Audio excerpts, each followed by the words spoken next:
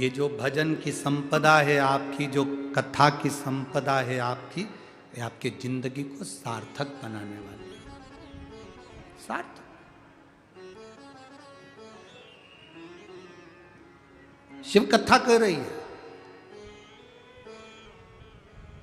केवल चंद्रभागा जी ने राधा जी को ही उपदेश नहीं दिया, चंद्रभागा जी ने पौंडरिक को भी उपदेश दिया था। जिस समय पर पौंडरिक अपने माता पिता का आदर करना बंद कर दी और भगवान की भक्ति में डूब गए, भगवान की भक्ति।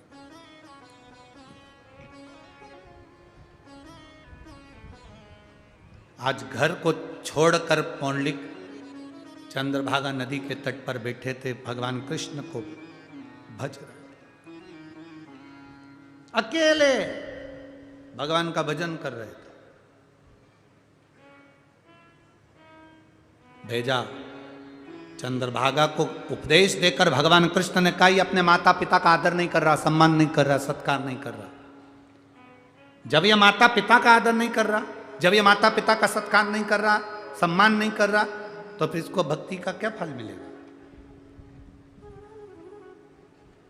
फिर निवेदन है, जिस माँ ने तुम्हें 9 महीने गर्भ में रखा, जिस माँ ने 3 साल तुम्हें अपनी गोदी में रखा, और जिस माँ ने अपने दिल में मरते दम तक रखा, उस माँ का सम्मान करना सीख जाओ, उस माँ का आदर करना सीखो, उसका सत्कार करना सीखो। स्वयं चंद्रभागा माता ने आकर कन्या का रूप लेकर पौंडरिक को समझाया था। कन्या का रूप रखकर पौंडरिक को समझाने के लिए आई।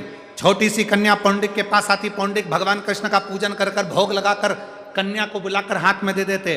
चंद्रभागा महारानी छोटी सी कन्या का रूप लेकर प्रसाद हाथ में लेकर नदी में डाल देती।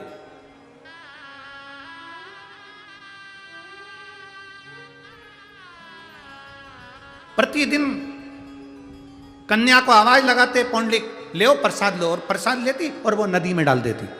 पौंडरिक को बड़ा बुरा लगा कि मैं प्रसाद देता हूं और ये नदी में जल में डाल देती है। गुस्सा आ गया पौंडरिक को। पौंडरिक ने आज कन्या को बुलाया और पूछा, क्यों तुम ये प्रसाद नदी में क्यों डाल देती हो। चंद्रभागा नदी ने कहा, चंद्रभागा कन्या के रूप में थी, उस कन्या ने कहा, सुनो पौंडरिक, घर में माँ बाप भूखे बैठे हो और तुम भगवान को 56 भोग लगाओ, ऐसा भोग भगवान स्वीकार नहीं करते। घर में माँ बाप भूखे बैठे हो, भगवान को 56 भोग लगाओ, ऐसा भोग भगवान स्वीकार नहीं करते। पौंडरिक समझ गए, घर गए, माता पिता का आदर करना प्रारंभ करा, प्रणाम करा। चंद्रभागा क्या करती है, सही मार्ग माँ चंद्रभागा बताकर हरि विठ्ठल तक पहुंचाने का प्रयास कर देती है। बोल चंद्रभागा माता की।